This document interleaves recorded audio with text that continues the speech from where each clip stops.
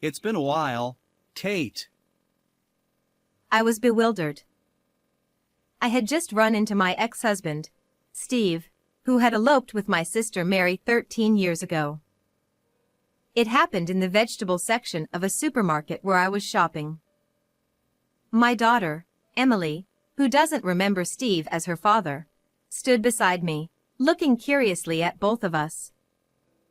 I tried to ignore him and walk away. Wait. Listen to me. Steve grabbed my wrist as I tried to leave, holding on tightly. Emily continued to look at me with a puzzled expression, while Steve, still clutching my wrist, began explaining why he had returned to town. In short, he ran out of money and came back to ask for financial help from me, his ex-wife, a pathetic story. Anyway, let go of my hand. You're still living with that old man at my parents' place, right? I can't believe it. We are divorced, you know? He felt responsible for your elopement and has been helping us. Don't insult him. Whatever. Mary and I will be living at the house now, so could you take the old man and leave? I shook off Steve's grip and glared at him. Despite my angry expression, Steve shrugged it off with a joking "I'll be in touch" and walked away. Emily watched his retreating figure and then smiled at me. You did it, Mom. My name is Kate.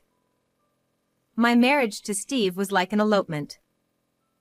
Steve's mother had already passed away, and when we decided to marry, it was on the condition that we live with his father. Shortly after we started our new life, we were blessed with a child. We named her Emily, and our lives were filled with happiness as we showered her with love. Running away together was never something to be proud of, but I was happy. When Emily turned 3 and things had settled down a bit, we decided to go on a trip, leaving Emily with her grandfather, whom she was very attached to.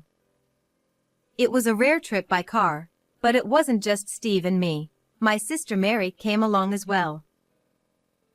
I'm so happy to go on a trip. Steve's driving is so comfortable and reassuring. Mary, sitting in the back seat with the window open, smiled happily. Steve, at the wheel, smiled back. Mary, naturally affectionate, called Steve by his first name and became very attached to him. Being my precious sister, I had splurged on the travel expenses, which Steve covered entirely. We walked around the tourist spots, and both Mary and I enjoyed laughing with Steve. In a small alley off the bustling shopping street, Steve went to the bathroom while Mary and I sat on a bench to catch our breath. Thank you, Kate. You invited me on what was supposed to be a trip for just you two. It's fine. Steve seems to like you too. I see. That's good then. Mary tied her long hair back, and a sweet scent wafted toward me. Sensing my silent gaze, Mary smiled gently. Do you like it? It's my favorite, the scent you gave me. She took out a bottle of perfume from her bag. It was an aroma mist I had given her for her birthday, a simple gift because I couldn't afford much.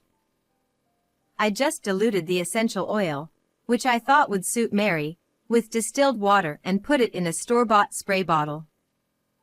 But Mary had been delighted, calling it a special item just for me. I'm glad you like it. You've always had good taste, Kate. You've always chosen good things, from way back. I looked down, feeling a bit embarrassed. I had never realized Mary thought of me that way. Dad and Mom say you turned into a bad girl. But to me, you've always been someone to look up to. Her words felt strangely out of place, making me a bit worried. Maybe I sensed she was about to leave or something. If you ever need help, tell me. Steve and I will always be on your side. When Steve returned, Mary immediately stood up, pulling Steve's arm playfully and urging him to hurry. It had been a long time since I had walked outside feeling so calm since Emily was born. After a tiring day of walking, we had a delicious dinner and fell asleep as soon as we returned to the hotel. It must have been around 2 a.m. I woke up to the sound of the hotel room door opening. What's going on? I asked Steve, who was standing by the door, from my bed. He seemed startled to see me awake. Suspicious, I got up and approached him. Where did you go at this hour? You didn't go drinking, did you? No, I didn't.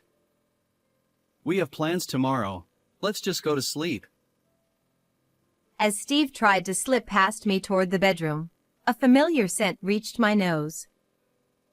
In the confined space of the hotel room, the aroma spread. It was unmistakably the scent of the aroma Mary had been wearing. It wasn't just a faint scent from being around her during the day. It was so strong it seemed like Mary had intentionally put on perfume to make her presence known to me. Do I smell Mary's perfume? Did you go to her room? Time seemed to stop between Steve and me as we both froze. Mary was sleeping in the room next door. If there was a reason he went to her room, it was suspicious, but I didn't want to pursue it further. Steve stared at me, not saying a word. Eventually, he scratched his head with a sheepish smile, saying no. Well, I had no intention of asking more questions or pursuing the matter further. But Steve, without any hint of remorse, almost gleefully, like a child caught in a prank, began talking about his affair. After confessing everything, Steve smiled as if relieved. See, I was honest, so forgive me. Sorry. He then slipped into bed. I stood there in shock for a few minutes before scattering the amenities like brushes and cotton swabs on the vanity. Hey! What are you doing? Steve stared at me in astonishment from the bed. Ignoring him, I threw his clothes and shoes at him, then rushed outside. It was 2 a.m., and the sky was filled with stars. Steve didn't follow me as I fled the hotel with just my wallet and jacket. I wondered why I was running, but all I could think of was escaping. The once lively tourist spot was now quiet and lonely at night. I walked aimlessly before finally returning home by taxi at dawn. I haven't seen Steve or Mary since then. They eloped. My early morning return worried my father-in-law, but young Emily was delighted and jumped into my arms. Holding her, I buried my face in her soft shoulder. Welcome back, Mom. Welcome back. Thank you, Emily.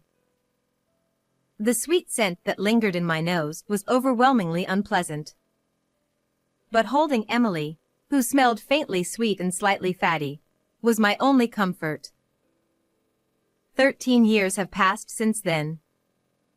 Steve and I divorced on paper and never contacted each other again. As a single mother, I have lived earnestly with Emily until now. 13 years is a long time, no matter how hard things have been. 16-year-old Emily has grown into a smart and honest girl. She excels at school and has many friends, making me proud. One day, while shopping with Emily, we unexpectedly ran into Steve. It's been a while, Kate. In the vegetable section of the local supermarket, Emily, who didn't remember Steve as her father, looked curiously at both of us. I tried to ignore him and walk away. Hey, Kate. I grabbed Emily's hand and tried to leave the store. Sensing something, Emily obediently quickened her pace and followed me. Wait. Listen to me. I was bewildered. I had sealed away the events of 13 years ago, and even in my life with Emily, I had hesitated to mention Steve's existence, let alone his name. Emily continued to look at me curiously. Steve, still holding my wrist, began explaining why he had returned to town. As always, Steve had been terrible with money, moving from job to job, and when he ran out of savings, he returned to his hometown. He spoke with an amused smile, as if it was someone else's problem. Just let go of my hand. You're still living with that old man at my parents' place, right? I can't believe it. We're divorced, you know? Your father felt responsible for your elopement and has been helping us. Don't insult him. Whatever.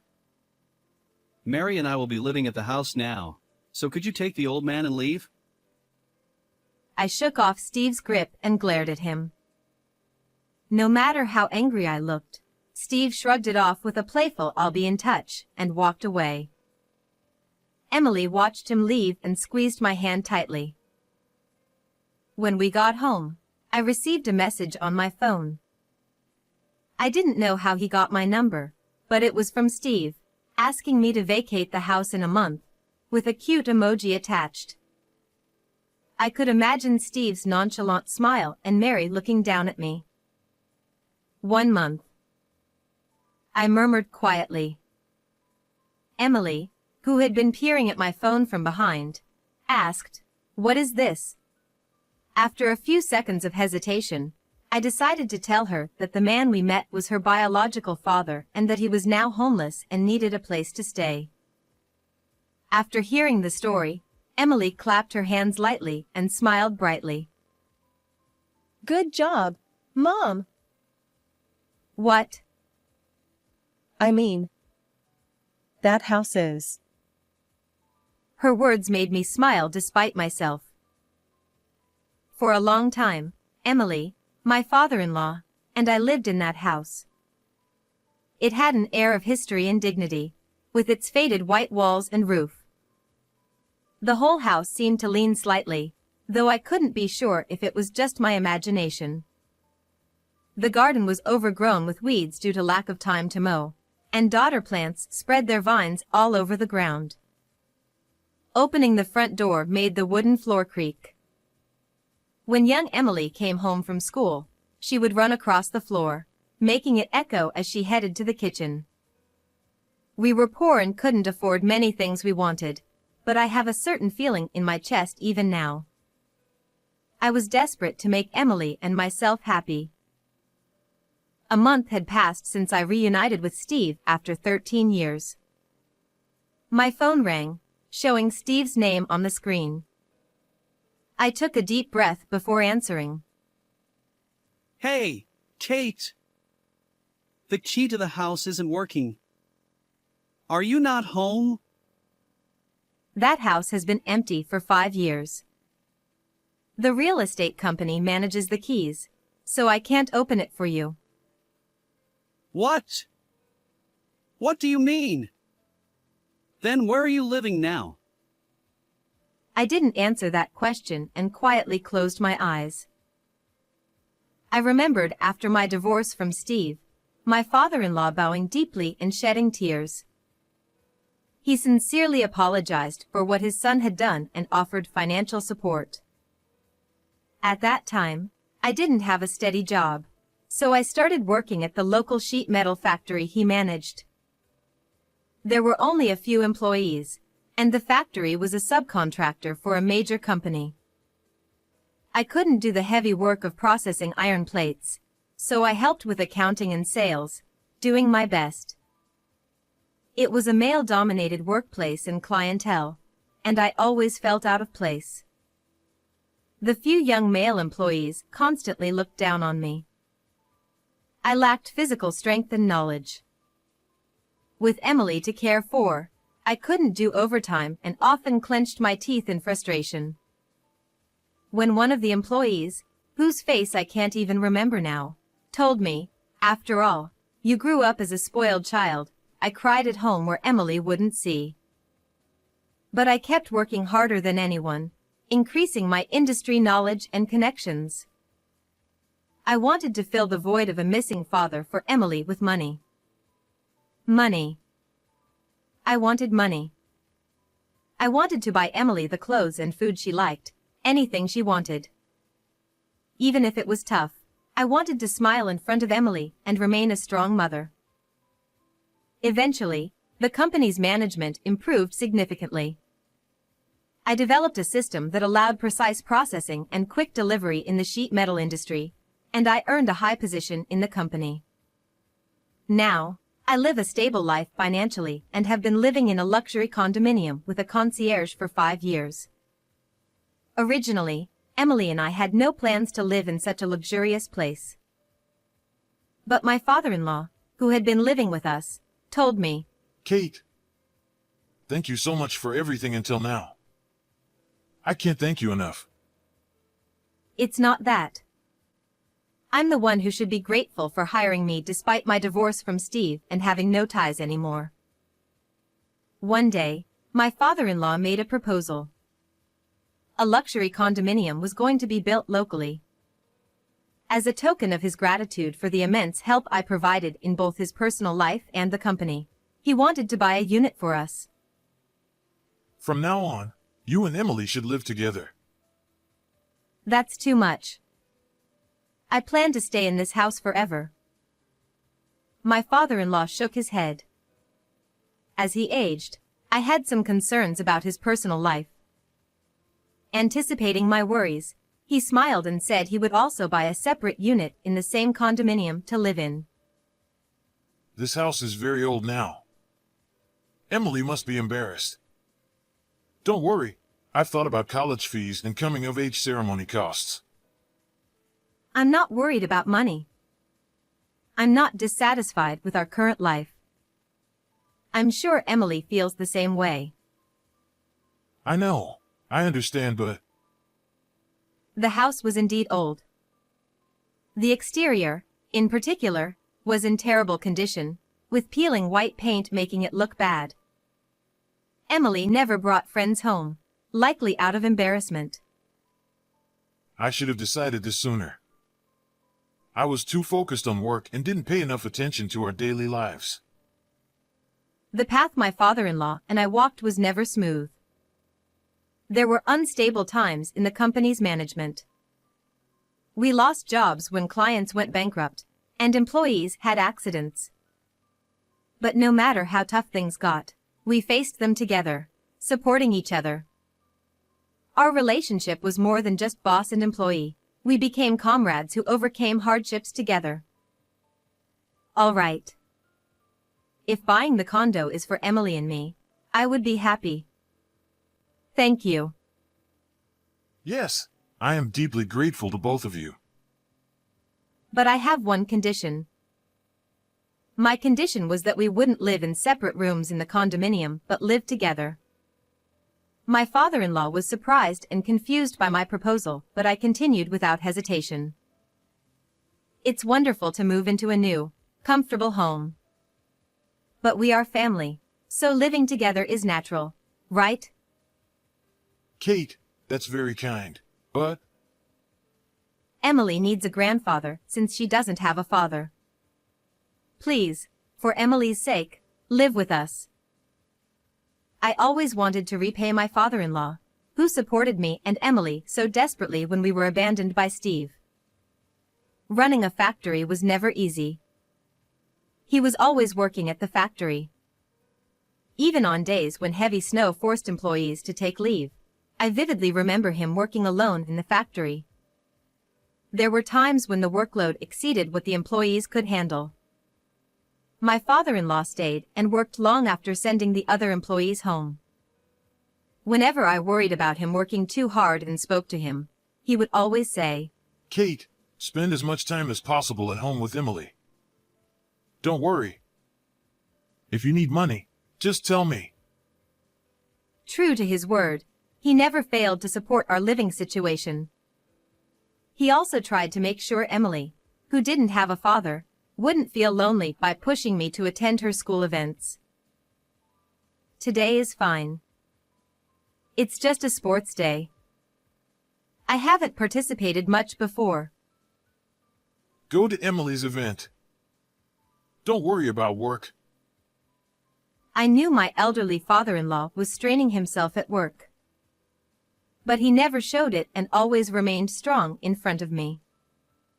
At the sports day, watching Emily running hard on the lively field, I saw her wave at me with a big smile.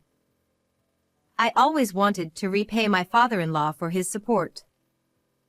Though he was initially speechless at my suggestion, he eventually sighed and gently placed his hand on my shoulder. I'm old now, and I might not be able to support you and Emily much longer. You've supported us more than enough. Now it's my turn to support. I might become a burden to you and Emily one day. I stared into his eyes. There were unspoken feelings. He was an essential and precious family member to both Emily and me. Please live with us for Emily's sake. If you bring up Emily, I can't refuse. But it's true. She needs her grandfather. Kate, you are an excellent saleswoman. Thank you. Really, thank you. And so, Emily, my father-in-law, and I started our new life in the luxury condominium. 5 years have passed since then. The old house where we spent so much time is now empty. Sometimes, when my father-in-law passed by it, he would lament how sad it was that no new residents moved in. Even though it had been entrusted to a real estate company, it pained him to see the house becoming a ruin.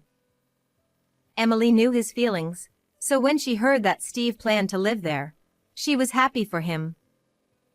But Steve didn't understand the situation. The house had been empty for 5 years and was already a ruin, with significant damage to the walls and roof. The real estate company had informed us that it would be demolished soon. Hey! Are you listening? I can't live in this filthy house. Where is Emily living? Steve yelled angrily on the other end of the line. I explained the situation. I told him how much my father-in-law had helped us, how we cooperated to grow the company, and that we now lived in a condominium, although I didn't give specifics. Steve responded with near shouting. So you're living with that rich old man for money? This is ridiculous. As his son, I have rights to the company. I'm coming over to take control. The volume was so loud I instinctively moved the phone away from my ear. My father-in-law, who was nearby, took the phone from me with a look. We were working in the same office. The reason was, Long time no see, Steve. Oh, Dad. Why are you there? Whatever. I heard from Kate. The company has grown a lot, right? Give me some position. I need a job. Don't be ridiculous. The reprimand was so intense that even I was a little surprised. My father-in-law was trembling with anger, his shoulders shaking and fists clenched tightly. Kate is now the vice president. Without her, the company wouldn't have grown this much. Vice President? Really? Well, Dad. How about you live with me and Mary? It would be easier for you to live with your real son. Steve, since you disappeared, Kate has supported my life. She's much more important to me than you, my real daughter. Real daughter. Those words made my chest warm. After separating from Steve, I felt too ashamed of my elopement and couldn't return home. I felt like I couldn't face my parents, always thinking I was raising Emily alone. My father-in-law repeatedly scolded Steve over the phone. He explained how much I suffered without financial support after Steve abandoned us. I'm much better now, but I wasn't in good health. Without Kate, I might not have made it. You're exaggerating. From now on, I'll support you. Let's work together. Steve, let me make this clear. You are disowned. Don't call again. Without waiting for Steve's response, he hung up. Only my father-in-law and I were in the office. We looked at each other and burst into laughter. We didn't need words. We had become like a real father and daughter. I hadn't raised Emily alone. I was grateful from the bottom of my heart to have a genuinely kind father who laughed with me. Steve never contacted us again. He had always lived like a drifter, so no one worried about his disappearance. But 3 months later, my phone rang with an unknown caller ID. It was my day off, and I was at home. Emily, unusually, offered to make lunch, so I was sitting on the sofa, watching her cheerfully cook. Hello? Do you know who this is? A familiar voice came from the phone. How could I forget my sister's voice? When I asked, "How are you?" Mary replied briefly, "Good." Even without seeing her, I could tell she was down. Mary confessed that after eloping with Steve, she had an affair with a married man. Recently, his wife found out and sued her, resulting in a large settlement she had to pay. I'm sorry, Kate. I know I'm in no position to ask, but can you help me? Please. I understand your feelings, but I can't help you. Why not? What about our bond? You said you'd help me no matter what. Yes, no matter what. You are my precious family. But now,